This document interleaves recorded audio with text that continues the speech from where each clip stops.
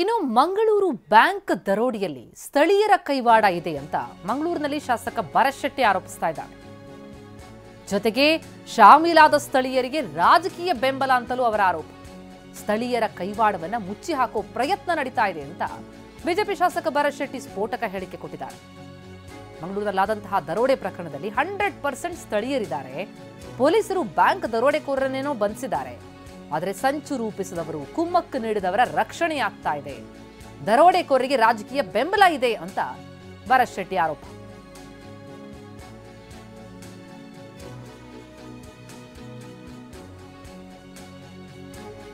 ಪ್ರತಿನಿಧಿ ಪೃಥ್ವಿರಾಜ್ ಮಾತನಾಡಿಸಿದ್ದಾರೆ ಶಾಸಕ ಭರತ್ ಅವರನ್ನ ಕೇಳೋಣ ಬನ್ನಿ. ಕೋಟೆಕಾರು ಬ್ಯಾಂಕ್ ದರೋಡೆಗೆ ಸಂಬಂಧಪಟ್ಟಾಗೆ ಕೆಲವೊಂದು ಅನುಮಾನಗಳನ್ನು ವ್ಯಕ್ತಪಡಿಸಿದ್ರಿ. ಪ್ರಮುಖವಾಗಿ ಏನೇನು ಅನುಮಾನ?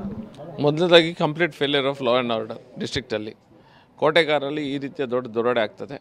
10 ಜನ ಇದರಲ್ಲಿ ಶಾಮೀಲಾಗಿದ್ದಾರೆ ಅನ್ನೋದು ಪ್ರತ್ಯಕ್ಷದರ್ಶಿಗಳಿಗಿರ್ಬೋದು, CCTV ಕ್ಯಾಮರಾದಲ್ಲಿ ಎಲ್ಲ ಗೊತ್ತಾಗಿರುವಂಥ ವಿಷಯ.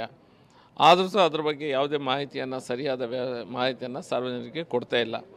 ಏನೋ ಇದರಲ್ಲಿ 3 ಜನರನ್ನು ಅರೆಸ್ಟ್ ಮಾಡಿ ಒಬ್ಬನಿಗೆ ನಾನ್ ಫೆಟಲ್ ಎನ್ಕೌಂಟರ್ ರೀತಿಯಲ್ಲಿ ಮಾಡಿ ಕಾಲಿಗೆ ಗುಂಡು ಹೊಡೆದು ನಾವು ದೊಡ್ಡ ಸಾಧನೆ ಮಾಡಿದೆ ಅನ್ನುವಂಥ ರೀತಿಯಲ್ಲಿ ಎಲ್ಲರೂ ವರ್ತಿಸ್ತಾ ಇದ್ದಾರೆ.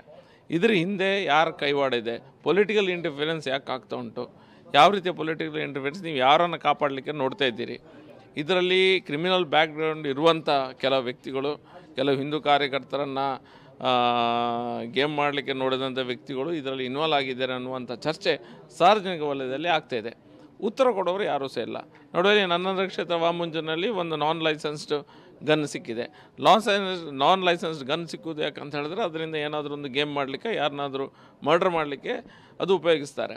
ಪೊಲೀಸರು ಸೈಲೆಂಟ್ ಇದ್ದಾರೆ. ಎಷ್ಟು ಟೈಮ್ ಆಯ್ತು ಹೀಗಾಗಿ? ಪೊಲೀಸರು ಸೈಲೆಂಟ್ ಇದ್ದಾರೆ. Total failure of law and order. ಮಂಗಳೂರಲ್ಲಿ ಸಹ, ದಕ್ಷಿಣ ಕನ್ನಡ ಜಿಲ್ಲೆಯಲ್ಲಿ ಈ ರೀತಿಯ ಲಾ ಆ್ಯಂಡ್ ಆರ್ಡರ್ ಫೇಲ್ಯೂರ್ ಆಗೋದು ನಾವು ಫಸ್ಟ್ ಟೈಮ್ ನೋಡೋದು.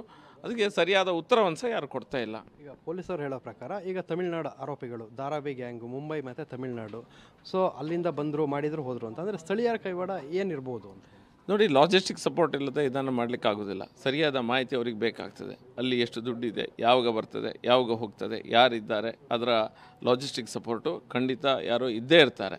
ಲಾಜಿಸ್ಟಿಕ್ ಸಪೋರ್ಟ್ ಅಂತ ಕ್ರಿಮಿನಲ್ ಮೈಂಡ್ ಇರುವಂಥವ್ರು ಯಾರು ವಾರಿಗಳು? ಇದು ಯಾರ ಮೇಲೆ ಸುಲಭ ಹಾಕಿ ಮತ್ತೆ ಒಂದು ಶೂಟೌಟ್ ಮಾಡಿ ಬಾಯಿ ಮುಚ್ಚೋದು ಬೇರೆ ವಿಷಯ. ಸಾರ್ವಜನಿಕ ವಲಯದಲ್ಲಿ ದೊಡ್ಡ ರೀತಿಯಲ್ಲಿ ಚರ್ಚೆ ಆಗ್ತಾಯಿದೆ. ಸುಲಭದಲ್ಲಿ ತಮಿಳುನಾಡು ಬಂದವ ಏನು ಗೊತ್ತಿಲ್ಲದೆ ಒಂದು ಬ್ಯಾಂಕಿಗೆ ಹೋಗಿ ಈ ರೀತಿಯ ಕೆಲಸ ಮಾಡಲಿಕ್ಕೆ ಆಗೋದಿಲ್ಲ. ಯಾರಾದರೂ ಅವನಿಗೆ ವ್ಯವಸ್ಥೆ ಕೊಡಬೇಕು, ಲೇಔಟ್ ಕೊಡಬೇಕು. ಆ ಲೇಔಟಲ್ಲಿ ಹೀಗೆ ಅಂದರೆ ಬ್ಯಾಂಕಿನ ಲೇಔಟು ಹೀಗೀಗಿದೆ, ಇಲ್ಲಿ ಅದಿದೆ, ಇದಿದೆ, ಎಲ್ಲ ಮಾಹಿತಿ ಬೇಕು. ಯಾವಾಗ ದುಡ್ಡು ಬರ್ತದೆ, ಯಾವಾಗ ದುಡ್ಡು ಹೋಗ್ತದೆ, ಎಲ್ಲದು ಹಾಗೇ ಆಗ್ತದೆ. ಸೊ ಇದಿಷ್ಟು ಶಾಸಕ ಭರತ್ ಅವರು ಹೇಳ್ತಾ ಇರುವಂಥದ್ದು. ಕ್ಯಾಮ್ರಾಮನ್ ರಾಜೇಶ್ ಜೊತೆ ಪೃಥ್ವಿರಾಜ್ ಬೊಮ್ಮನಕೆರೆ, TV9 ಮಂಗಳೂರು.